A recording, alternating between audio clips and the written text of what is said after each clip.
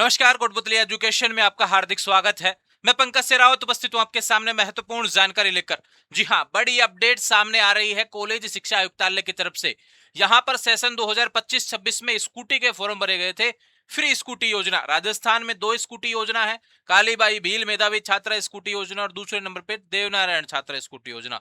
दोनों में फॉर्म यहां पर भरे गए थे। जिसने किसी भी फॉर्म में लगा रखा है भैया, या छात्राओं से रिलेटेड वीडियो रहने वाला है। अगर आपने किसी में भी लगा रखा है फॉर्म या फिर दोनों में लगा रखा है, तो आपके लिए यहां पर बड़ी अपडेट है कि लिस्ट जारी हो गई है, नाम आ गया है आपका। जिसका नाम आया उन सभी को स्कूटी मिलेगी क्या? सबसे पहला सवाल जो रहता है वो ये आता है कि बस नाम आ गया, अब स्कूटी मिल जाएगी क्या? ऐसा नहीं होगा। यहाँ पे बहुत सारे काम अभी होने बाकी हैं, उन सभी को समझेंगे इस वीडियो के माध्यम से, क्योंकि नोटिस में लिखा हुआ है भैया। फिर उसके बाद में आएगी फाइनल लिस्ट, उसमें जिसका नाम आएगा उसको मिल जाएगी स्कूटी। तो ध्यान रहे, अभी जो लिस्ट आई है वो अस्थायी लिस्ट है, लेकिन यह बहुत महत्वपूर्ण होने वाली है, क्योंकि इसमें आपको जो भी फोरम में गलतियां की है ना, वो अब सही करने का समय है। अगर यहाँ पे गलती गलती ही रह गई तो फिर आपका फाइनल लिस्ट में नाम नहीं आएगा, ये ध्यान रखो। तो ध्यान रहे, अभी यहाँ पर लिस्ट जो आई है, पीडीएफ कहां से देखने को मिलेगा?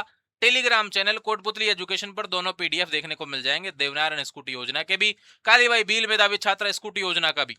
ठीक है भैया, लिंक भी प्रोवाइड करवा दूंगा जहां से आप खुद डायरेक्ट देख सकेंगे पीडीएफ अपने कैटेगरी वाइज, क्योंकि यहाँ पर कालीबाई स्कूटी योजना का फॉर्म सभी जाति की छात्राएं भर सकती हैं। SC ST जनरल वगैरह EWS वगैरह सब भर सकते हैं। लेकिन देवनारायण छात्रा स्कूटी योजना का फॉर्म सिर्फ यहाँ पर कुछ ही कैटेगरी के लिए रहता है, SC ST जनरल वगैरह के लिए नहीं रहता है। वो वहाँ पर OBC से रिलेटेड आता है वो। उसमें भी कुछ क्राइटेरिया होता है कि गुर्जर जाति के या फिर बारी गडरिया इनसे रिलेटेड। तो यहाँ पर अब सवाल आता है कि लिस्ट में क्या लिखा आया है वो जानना जरूरी है। अब आगे क्या होगा वह जानना जरूरी है। चलते हैं सीधे अपडेट पर। एक तो ये अपडेट आया है भैया, परिशिष्ट व्यय, ये फॉर्म किसको भरना है? जिसको किसी को आपत्ति दर्ज करवानी हो लिस्ट पे, ठीक है। चाहे वो विद्यार्थी खुद भी हो सकता है या किसी को और को से दिक्कत हो, आजकल होती है दिक्कत दूसरों से। तो अगर किसी को और को भी नाम से दिक्कत हो तो भैया वो ये फॉर्म भर के आपत्ति दर्ज कराएगा। बाकी मैं नहीं दिखाऊंगा उसको फॉर्म, अगर किसी को आपत्ति करवानी हो तो, है ना। लेकिन ध्यान करें, अब यहाँ पर देवनारायण छात्रा स्कूटी योजना से रिलेटेड अपडेट नोटिस ये है, और कालीबाई से रिलेटेड नोटिस मेरे पास ये रहा। दोनों नोटिस सेम है, बस जहाँ पे कालीबाई लिखा है वहां पे देवनारायण लिखना है, बाकी सारी बातें सेम लिखी हुई है, ठीक है।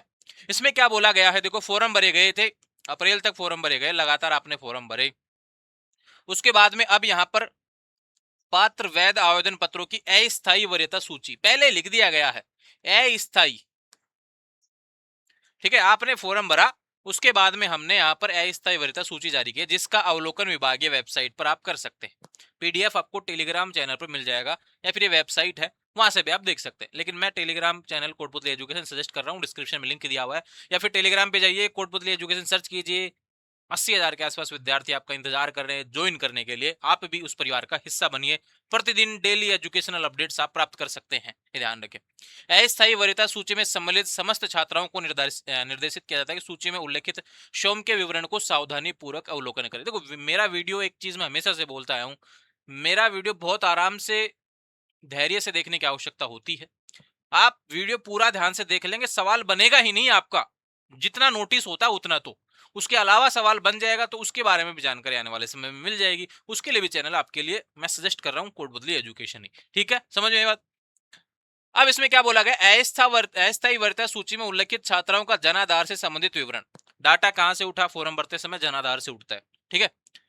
छात्रा का नाम, जैसे पिता या पति का नाम, किसी की शादी हो जाती है तो वहां पे पति का नाम अपडेट करवा लेते हैं, तो उस क्रम में भी जिक्र किया गया है। जन्म तिथि, जाति, category, mobile number, bank account व संबंधित सूचना आदि में संशोधन हेतु छात्रा द्वारा मित्र से संपर्क कर जनाधार में अपडेशन करवाकर छात्रवृत्ति आवेदन पत्र में प्रोफाइल को ऑनलाइन अपडेट किया जा सकता है। लिस्ट आई है, लिस्ट में आपको नाम देखने को मिल रहा है, पापा का नाम देखने को मिल रहा है, कैटेगरी देखने को मिलेगी, डेट ऑफ बर्थ देखने